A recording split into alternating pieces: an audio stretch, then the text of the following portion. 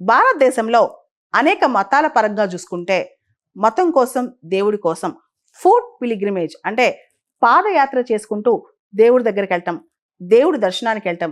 మనం చూస్తే కనుక తిరుమల టెంపుల్ కూడా తిరుపతి నుంచి తిరుమల వరకు కూడా మెట్లని కూడా నడకదారిన వెళ్ళే చాలా మంది ఉంటారు. అంతేకాదు దుర్గామాత దగ్గరికి, శబరిమల దగ్గరికి, మనం మహారాష్ట్రలో చూసుకుంటే కనుక వల్లభా టెంపుల్ పండరీపురంలో దానికోసం కూడా వార్కారీస్ అని చెప్పి నడుచుకుంటూ వెళ్తా ఉంటారనమాట. ఇండియాలో ఫుట్ పిలిగ్రిమేజ్ అనేది పాత రోజుల్లో కూడా ట్రెడిషనల్గా మనం చూస్తే తీర్థయాత్రలకు వెళ్తా ఉంటారు. నడుచుకుని మూట కట్టుకుని భోజనం అంతా మూట కట్టుకుని వెళ్తా ఉంటారు అనమాట, చద్ది కట్టుకుని. అదంతా మన ఆచారంలో భాగం అనమాట. నార్త్ ఇండియాలో ఈ సీజన్లో అంటే శ్రావణ మాసం అంటే జూలై ఈ ప్రాంతంలో కన్వర్ యాత్ర అనేది లేదా కవడ్ యాత్ర అంటాం. స్పెల్లింగ్ చూసుకుంటే కన్వర్ కానీ కవడ యాత్ర అనమాట. కావడిలాగా పట్టుకుని వెళ్తూ ఉంటారు. ఈ యాత్ర చాలా ఫేమస్ అనమాట. భారతదేశంలో ఎక్కువ మంది ఈ మాసంలో దాదాపు 30 మిలియన్ అంటే 3 కోట్ల మంది ఈ ఫుట్ పిలిగ్రిమేజ్ ఇలా పాదయాత్ర చేసుకుంటూ నడుచుకుంటూ వెళ్తుంటారు అనమాట. ప్రతి సంవత్సరం శ్రావణ మాసంలో నార్త్ ఇండియా, సెంట్రల్ ఇండియా ప్రాంతంలో ఈ కన్వర్ యాత్ర లేదా కావడి యాత్ర చాలా పాపులర్ అనమాట. అసలు ఏంటి యాత్ర? కన్వర్ యాత్ర లేదా కావడి యాత్ర అంటే ఏంటో ఒకసారి చూద్దాం.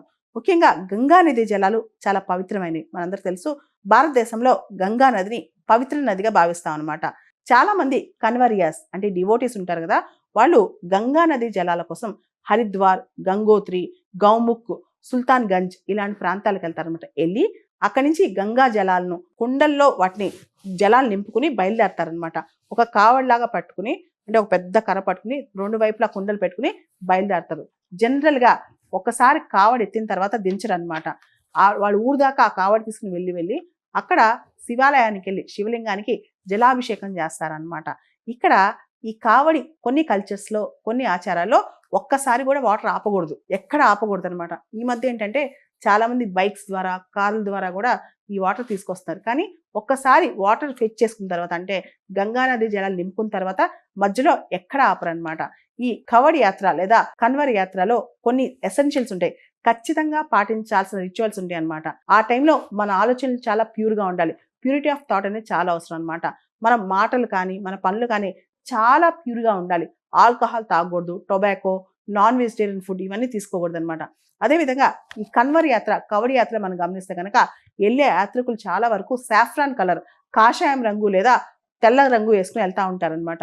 ముఖ్యంగా ఒక్కసారి ఈ కావడి ఎత్తిన తర్వాత మళ్ళీ చాలాసార్లు దింపకుండా ఆ నీళ్ళని అలానే తీసుకెళ్లాలన్నమాట. ముఖ్యంగా షైవైట్ ట్రెడిషన్లో ఈ కన్వర్ యాత్ర చాలా ఫేమస్ అనమాట. ఎప్పుడైతే ఈ కన్వర్ యాత్ర చేశామో శివుడి యొక్క బ్లెస్సింగ్స్ కానీ అదృష్టం కానీ మనకు కలిసి వస్తుందని అంటూ ఉంటారనమాట. మొదట్లో ఈ కావడి యాత్ర లేదా కన్వర్ యాత్ర కేవలం పురుషులు చేసేవాళ్ళు, ఇప్పుడు స్త్రీలు కూడా అసోసియేట్ అవుతున్నారు.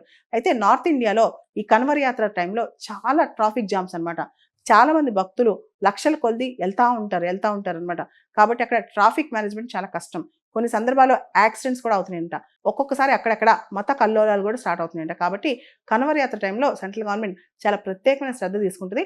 ఆ రాష్ట్ర ప్రభుత్వాలు కూడా పోలీసింగ్, ట్రాఫికింగ్ విషయంలో చాలా జాగ్రత్తగా ఉంటారు.